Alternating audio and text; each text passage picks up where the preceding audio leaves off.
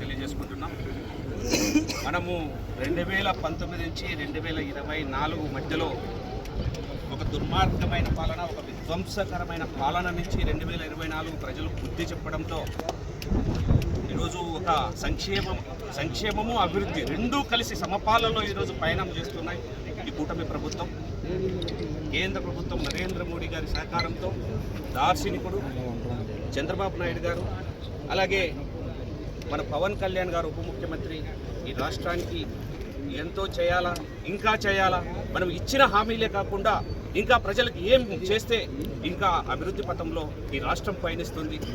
గత ప్రభుత్వంలో రోడ్లు వేయలేక, గోతులు పూడ్చుకోలేక దుస్థితి నుంచి ఈరోజు ఏ గ్రామానికి వెళ్ళినా అద్భుతమైన రోడ్లు నిర్మాణం చేసుకుంటుంది.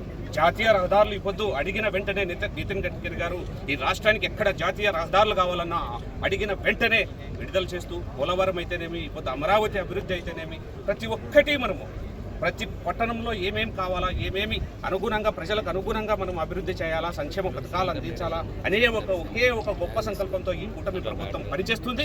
ప్రజల ఆశీర్వాదం ఉండాలని ఈ సూపర్ 6 అని ఒక బహిరంగ సభ ఇప్పుడు అనంతపురంలో మనం నిర్వహించుకోవడం మంచి శుభపరిణామం. దాదాపు 3.5 లక్షల మంది ఈరోజు కలుపుతున్నామంటే అనంతపూర్ చరిత్రలో ఇంతవరకు అంతమంది కలిసిన జనాభా ఎప్పుడు ఉండబోదు. ఇదే ఒక చరిత్రగా నిలిచిపోతుందని మేము మీడియా ముఖంగా మీ అందరికీ మరొకసారి విన్నవించుకుంటున్నాం. ఎందుకంటే ప్రతి పౌరుడు, ప్రతి ఆంధ్రప్రదేశ్లో ఈ రాయలసీమ ప్రాంతంలో ఉన్న ప్రతి ఒక్కరూ ఈ సభకు వచ్చి పెద్దలు ఏం చెప్తారో, ఇక్కడున్న ఎమ్మెల్యేలు, ఎంపీలు, మినిస్టర్లు, డిప్యూటీ సీఎం, బీజేపీ నాయకులు ప్రతి ఒక్కరూ హాజరవుతారు. కాబట్టి ప్రతి ఒక్కరి సందేశం విని ఇంకా ఈ ప్రభుత్వాన్ని ముందుకు నడిపించాలా, మీ ఆశీర్వాదం కావాలనేది మేము అందరం కోరుకుంటున్నాం. ధన్యవాదాలు.